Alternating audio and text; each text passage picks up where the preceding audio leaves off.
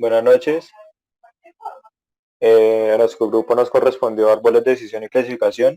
Nuestro CIPA está conformado por Camilo Andrés Ruiz Bernal, Daniel Felipe Roa y José Fernando Zavala y mi persona. Historia de árboles de decisión.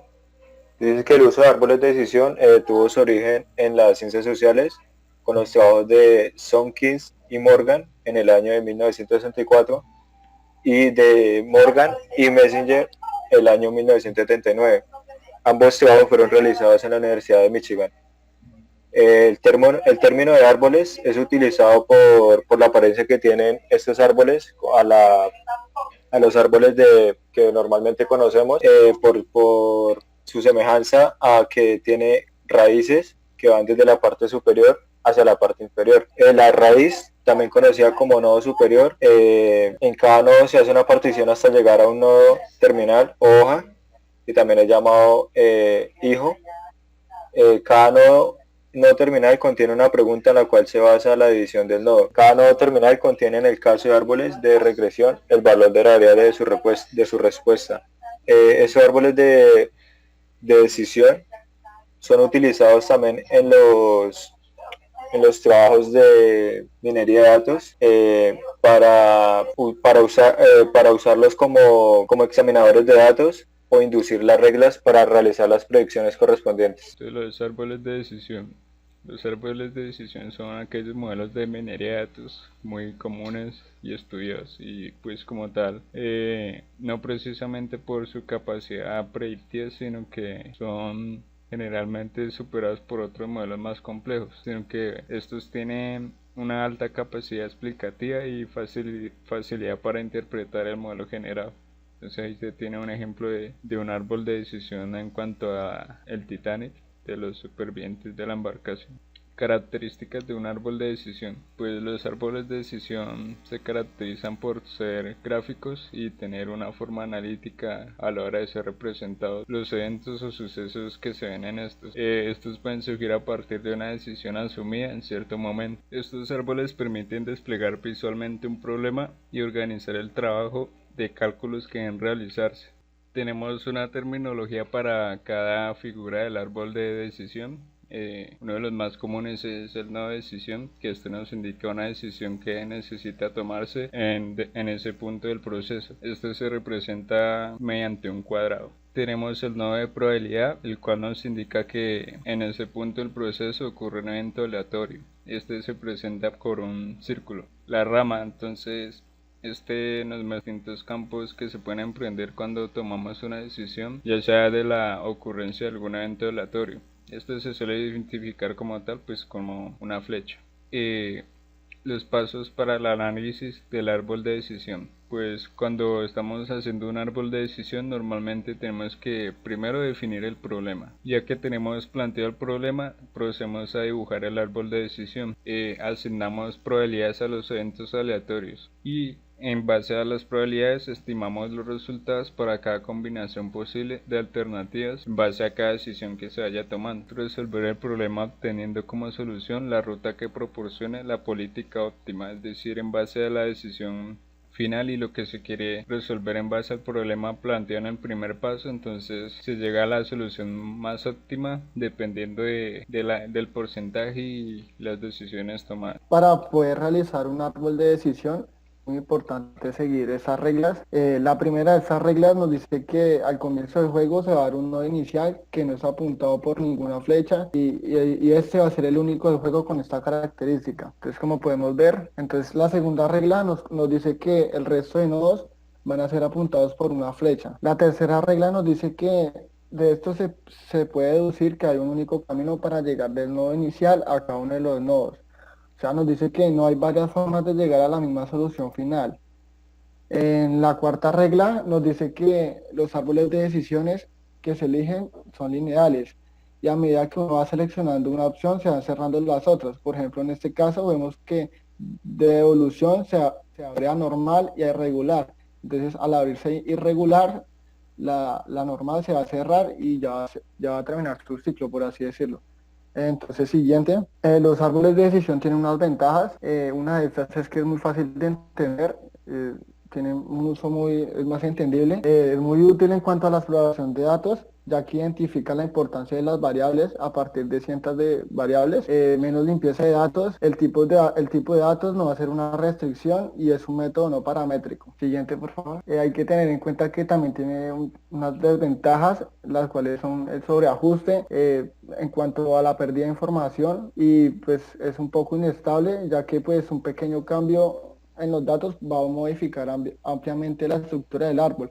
Entonces, por lo tanto, es más difícil la interpretación de este. Los detalles del método, entonces nos dice que el árbol de decisión construido siempre va a depender de 4 criterios que son de suma importancia, los cuales son la parada, selección, clasificación y partición. El primero de esos, parada, nos dice que, siguiente, dice que este determina cuando se dejan de subdividir los nodos para poder decidir que ya se ha construido un árbol suficientemente adecuado para los datos de entrada a clasificar. Entonces, básicamente, este es el que decide cuándo el árbol puede parar, eh, por ejemplo, cuando alcance una cierta profundidad máxima o media. O sea, es decir que este puede medir el error cometido para los datos de entrada y va a parar. El criterio de selección determina qué no hoja debe ser escogido para ser particionado. Entonces, por ejemplo, si tenemos como objetivo poder construir un árbol completo, hay que tener en cuenta que todas las hojas deben ser particionadas sin importar el orden. El criterio de clasificación determina qué clase se asigna a una región u hoja. Este criterio determina el error cometido en aquella hoja. Entonces, este criterio básicamente lo que trata es de escoger aquella clase que minimice el error cometido para poder hacer un árbol de decisión más completo. Y el criterio de participación dice que determina cómo se ve una hoja si en dos o en más regiones. Entonces también nos dice que con este criterio, o sea, de acuerdo al criterio, se puede determinar qué tipo de árbol vamos a estar construyendo. Tenemos el criterio de partición, el cual nos dice que determina cómo se divide una hoja si en dos o en más regiones. Entonces es muy importante tener en cuenta que de acuerdo al número de regiones y al criterio utilizado, podemos, podemos determinar qué tipo de árbol se está construyendo. Seguimos con la historia de los árboles de clasificación, en la que tenemos que fueron propuestos por el señor Leo Breiman en el año 1984. Son árboles de decisión que tienen como objetivo predecir la variable respuesta Y en función de covariables. Yo les vengo a hablar del modelo matemático. Dice que es un modelo que utiliza fórmulas matemáticas para representar la relación entre distintas variables, parámetros y restricciones. En sí, un modelo matemático es como una representación simplificada que se hace a través de ecuaciones, funciones o fórmulas matemáticas. Esto es acerca de un fenómeno, una relación entre dos o más variables. Y como todo en la matemática, pues la rama que estudia los modelos se llama teoría de los modelos. La siguiente, por favor. ¿Para qué sirve un modelo matemático? Los modelos matemáticos pues son utilizados para analizar la relación entre dos o más variables, pueden ser utilizados para entender fenómenos naturales, sociales, físicos, o dependiendo del objetivo que se vaya a buscar y el diseño para el mismo modelo que pueda servir para predecir el valor de variables en un futuro o hacer hipótesis, evaluar efectos de una determinada política o actividad entre otros objetos. Los elementos, pues como todos los elementos básicos que tiene un modelo matemático, pues son las variables. Dice que son los conceptos objetos que buscan entender con todo al respecto de la relación con otras variables. Por ejemplo, una variable puede ser un salario de un trabajador o los salarios de los trabajadores que queremos analizar. Pues puede ser que los principales determinantes podrían ser los años de estudio, el tiempo de trabajo, digo, el tiempo que lleva en la compañía, si tienen de pronto vacaciones, todo eso son variables que se llevan a determinar para el estudio de las variables. Tenemos unos parámetros que se trata de valores desconocidos o controlables. Tenemos la restricción, que son determinados límites que nos indican que los resultados del análisis son razonables. Por ejemplo, si una de las variables puede ser el número de hijos de una familia con una restricción natural, que es el valor de que no puede ser nunca negativo. Las relaciones entre las variables, el modelo estable, una determina la relación entre las variables apoyándolas en teorías económicas, físicas, químicas, representaciones simplificadas. Una de las características esenciales de un modelo matemático es la representación de las relaciones entre las variables estudiadas a través de los elementos de la matemática, las cuales como las funciones, las ecuaciones, las fórmulas, etcétera. Siguiente, por favor. Árboles de clasificación, pues son de un árbol de clasificación, también se conoce también que es el de regresión, que viene muy de la mano el uno con el otro. Entonces, pues los árboles de clasificación, que en sus siglas en inglés son CART, C-A-R-T, que significa Classification and Regression 3, son una alternativa de análisis tradicional de clasificación. Con discriminación a la predicción tradicional, que es la que conocemos como regresión. Pues entre las ventajas de estos árboles se pueden destacar que son su robustez, la varianza en la estructura de los árboles de clasificación o regresión para las transformaciones monótonas de las variables independientes y sobre todo pues la interpretabilidad, ¿no? Los árboles de regresión cuando la variable dependiente es continua y los árboles de clasificación cuando la variable dependiente es de tipo cualitativo. Pues en esencia pues, se trata como de un esquema en forma de árbol, ¿no? De manera que siguiendo con cada una de las ramas pues se obtenga llegar a un resultado final o una predicción.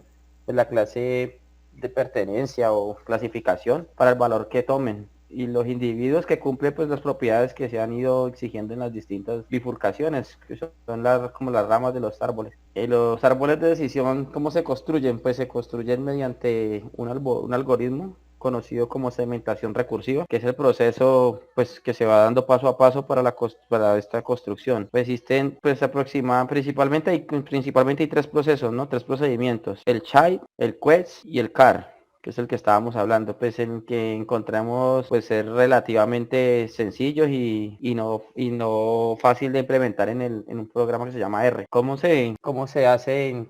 Pues si un ejemplo es como, por ejemplo, si Y es una variable de respuesta y las P son variables predictoras, pues son X1, X2 y así sucesivamente hasta XP, donde las X son tomadas como fijas y la Y es una variable aleatoria. El problema estadístico es establecer la relación entre Y y X de tal forma que sea posible predecir, y pues basado en los valores de X matemáticamente, si quiere estudiar la probabilidad condicional de la variable aleatoria Y, pues por medio de una función se hace la esperanza condicional, y según se trata del árbol de clasificación o regresión respectivamente, pues el árbol acaba teniendo la siguiente forma dada según como la quieran tomar. De lo que son los árboles de clasificación, como podemos ver, dice que los resultados son invariantes por una transformación de monótono de las variables explicativas. La metodología se adapta fácilmente en situaciones donde aparecen datos missing, que los datos missing son datos que están faltantes o datos que por alguna razón como que se pierden, por decirlo así. Dice que se adaptan sin necesidad de eliminar la observación completa. Están adaptados para recoger el comportamiento no aditativo de manera que las interacciones se incluyen de manera automática. Incluye modelos de regresión, así como modelos de clasificación generales que se pueden aplicar de manera inmediata para diagnóstico. Ventajas de lo que son los árboles de clasificación, como lo es el árbol final, puede que no sea óptimo. La metodología que se aplica solo asegura que cada subdivisión sea óptima. Las variables predictoras o independientes continuas se tratan de manera ineficiente como variables categóricas discretas. Las interacciones de orden menor no preceden a las interacciones de orden mayor. Y por último dice que los árboles grandes tienen poco sentido intuitivo y las predicciones tienen a veces cierto aire de cajas negras. Los árboles de clasificación se utilizan mucho para lo que son problemas de clasificación con categorías múltiples ordinales y para problemas de clasificación con categorías múltiples nominales. Y bueno, pues ese sería ya todo. Muchas gracias.